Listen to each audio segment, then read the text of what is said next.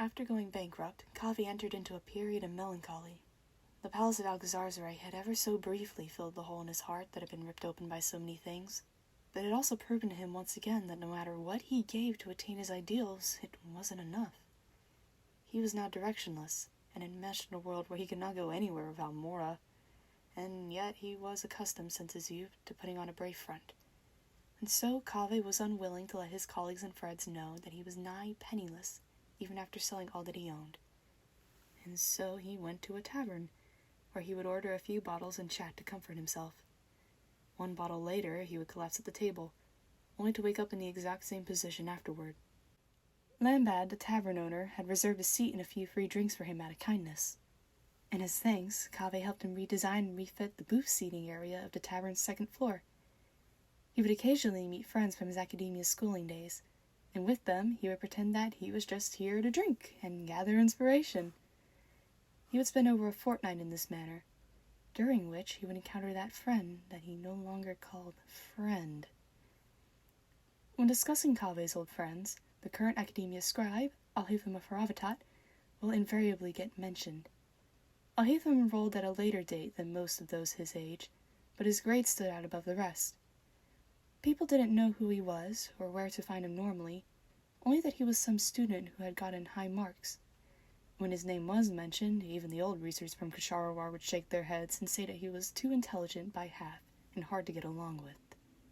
At that time, Kaveh had just parted ways with his mother and was living alone. He would meet this junior student in the library at times, and would speak to him out of curiosity, and thus did he meet the Haravatat genius Alhaitham. But time would go on to prove that wishful thinking alone does not friends make, for Kaveh quickly realized that Alhaitham, though 2 years his junior and admittedly both extremely talented and incredibly gifted, was also utterly different from him, whether it be in personality, dealing with people, academic direction, and convictions. Kaveh's time in school would leave him with a great many memories, the least pleasant of which is the group project they undertook together. Each recognized the other's ability, and they decided to conduct research regarding ancient structures, ancient runes, and linguistics, with Kaveh suggesting that Alhaitham be the one responsible for selecting the topic. At first, others would also take part in the cooperative project, but as the work progressed, the other students dropped out gradually as they could not keep up. That was the first time Kaveh realized the brutal and all too intuitive difference in talent between individuals. The academia linked talent and resources to an extreme degree, and all here knew that. As Alhaitham liked to put it, certain matters have their upper limit determined by talent and their lower bound determined by hard work. Ordinary people and geniuses would be separated by various practical realities, and they did not have to force themselves to fit into a group they did not belong to. Kaveh, however, was resolute in his belief that this was all the result of obstacles that appeared during the process, and that wisdom should be uncovered by many people. To prevent the other students from backing out, Kaveh spent much time and effort helping them with their work, placing a great burden on his own shoulders. Alhaitham persisted in upholding the opposite view, believing Kaveh to be too idealistic in his ways. Academia was not charity work, and temporary salvation would not change the reality of their differences in ability. Thus did discord arise between the two. Finally, the day came when only 2 people remained working on the topic, Alhaitham and Kaveh. The disputes between them accumulated to a critical mass before exploding spectacularly. Kaveh maintained that Alhaitham was too much of an egoist, that he could be much better welcomed amongst people if he would just care about helping them out more often. Alhaitham, for his part, pointed out that Kaveh's impractical idealism was just a flight from reality, and that it would come to be a burden on his existence someday, and the source of Kaveh's altruism was not but his inescapable sense of guilt. At that moment, more than anything else, Kaveh felt cut to the quick by someone who was his best friend. Alhaitham had seen through the reality that he had never been able to face, causing him to feel reality's bite for the first time, a feeling that made Kaveh steadfastly declare that he regretted making friends with this all-too-intelligent person. The 2 parted ways in a single stroke. Alhaitham would remove his name from that thesis, while Kaveh would rip his copy of the thesis apart in a fury, only to put it back together with deep regret. He sensed that he would not be able to change his friend, with the reverse also being true. Afterwards, the 2 would later clash in academic journals several times, each criticizing the other's perspective. Before this, the Decoding the Ruins and Architectural Philosophy of the Ruins of King Deseret's Civilization had made great progress. Its roots on the linguistics front had filled several gaps in the grammatical logic of some ancient minor languages, allowing for the successful interpretation of many important texts. Similarly, the results achieved in architectural studies had successfully improved the load-bearing structures for some special terrain features in Sumeru, which greatly improved the lives of those living in remote regions.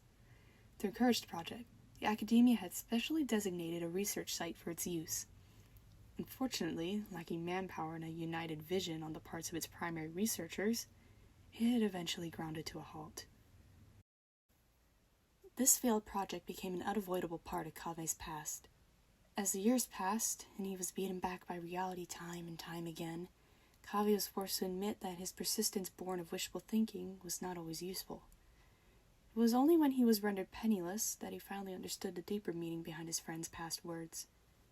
A person who wished to ascend to the garden of heaven upon steps made of thin air would inevitably plant their feet on an empty stair and fall to their death. As a genius, Kaveh longed to belong in a crowd, subconsciously fearing separation from it. This was the difference between him and Alhaitham. Returning to the matter of that table in the tavern, Kaveh was deeply shocked to see Alhaitham, who was coincidentally present to purchase some alcohol, in this place. Alhaitham, for his part, could immediately tell that Kaveh was in a very bad way. Having been oppressed by life for too long, Kaveh immediately unloaded all his woes onto his erstwhile friend right there and then. After all, there was nowhere to hide from his problems, so what use was concealing them in front of the one friend with whom he had fallen out so acrimoniously? He would lament about a great many misfortunes that had befallen him, only falling silent when they left the tavern in the dead of night, and his eyes fell upon a place in the distance that he had once called home. Alhaitham, on the other hand, listened intently to Kaveh's words, and seeing through him once more, asked him a difficult question. How has realizing your ideals gone for you? Only reality can force a researcher to admit that they were wrong, but Kaveh did not know what he should consider reality. He yearned for a fantasy so perfect and beautiful that none need flee it, even if the price of this dream was losing himself. He still firmly believed that his ideals were in themselves not mistaken, and that the fault lay only in the methods used to achieve them. People should not give up, for even if they are doing good in an attempt to make up for something, the results still have meaning for some. Even if he cannot enter that promised land of his ideals, that did not mean the radiance and the attraction of such a realm should be denied.